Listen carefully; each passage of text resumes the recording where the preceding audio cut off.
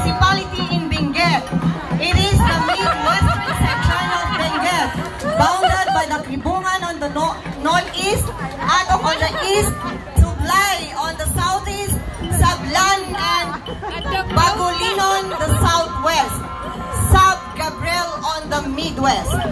Kabangan is politically subdivided into 15 barangays.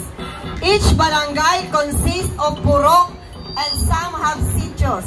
It is also belonging to the Congressional District. Aside from celebrating Grand March Festival, the municipality also celebrates Anita Festival, a cultural festivity that will showcase indigenous and cultural traditional practices of the people. The name of the festival is derived from the Anita tree that is used to make the talak instrument. It has also plenty to offer to the visitors of all ages.